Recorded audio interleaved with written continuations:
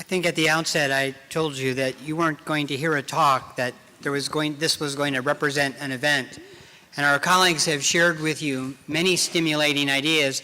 And before I turn it open to questions from the audience, I just wanted to turn to the four of you and ask you, as you were listening to your colleagues share, if there's something that stimulated your thinking that you from one of the presentations that you'd like to speak a little bit more about. I like to give the. This is on? Yeah. So, and I want to start by saying, some people may call me a pessimist, but I believe I'm a realist. And while maybe many, if not everyone in this room would be aligned with this issue of these are our children, I think the problem is that, I won't say the vast majority, many Americans just don't believe that. And I think that unless there's an issue of self-preservation, an issue of self-interest, an issue of what's in it for me, I just don't think we're going to move it forward. But I know that positive child development relates to positive community development, relates to economic development. There's a reason for it, and we talk about the browning of America, or we could call it the coloring of America, and let's be realistic about where we are in the preservation of all of us as a nation. I would love to believe that we could get the majority to believe there are children, but I think it's about self-preservation. Well, I think there are different ways to frame the self-preservation argument. I mean, I think that's part of our task, is to help people understand that, this country is becoming more black and more brown and more Asian. And if we've heard a lot about whether or not this younger generation is going to even be economically able to take care of seniors, that whole Social Security pipeline and how that works.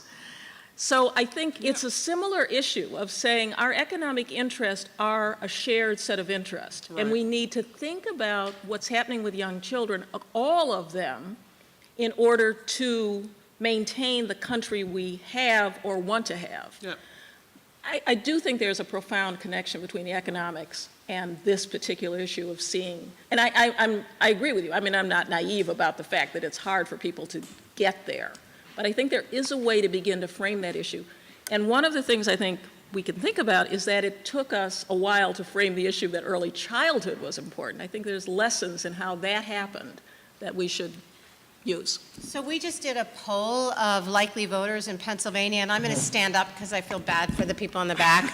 So we just did a poll for the likely voters in Pennsylvania. And to your point, I actually don't think most people care about other people's children. It's just not how the world works. I wish it was that way. And I do agree with you that the degree to which people think our economy is connected with the capacity of our labor force, because we don't have natural resources, so okay, we have energy and human capital. So I think that's one thing. But the most startling thing about this poll was that people wanted early childhood education so that the other children coming to class with their kids in kindergarten were better behaved. So they're like, I will pay anything to have those children increase my taxes. Republicans said, I increase my taxes because I believe that pre-K is the way that my kid's going to go to a kindergarten class that is highly functioning. Now we just released a study looking at the 175 schools and there's research to support that if you go to a school with a high concentration of kids with risk, even if you don't experience that risk, you experience the sequelae of that. So that is supported by research. And the one, oh no, go ahead. Well, just briefly, I was also struck so much by what you said, Aisha, this notion that, so many people just don't see other children as their children. They don't recognize them. And while you were talking, I kept thinking how wonderful it would be if more of the public could actually get a glimpse at high-quality Head Start programs or early childhood programs. They would actually see their children in those programs, because what you see, are children who are unbelievably excited about learning. They're lovely with their social skills. Their arms are around each other. They're not angels, completely, because they're children, but you can really see what programs can do for children. And I am convinced that if we somehow had a way to open up that door, that door to the Head Start program and help the larger public see, children of color, all kinds of children who are low income in those programs, they would see their children. I also think there is some, one of the things I think we need to understand more about is whether or not what we have, the sort of anecdotal evidence we have that when programs are quality programs and they are occupied primarily by children of color, there's evidence, at least in Chicago, that middle-class parents, white and black and Latino, try to move their kids into those schools. We've seen it in bilingual programs. So the problem, it's a complicated issue and that may be the self-interest argument, but it may also be that people are willing then to at least meet, greet, get to know, et cetera.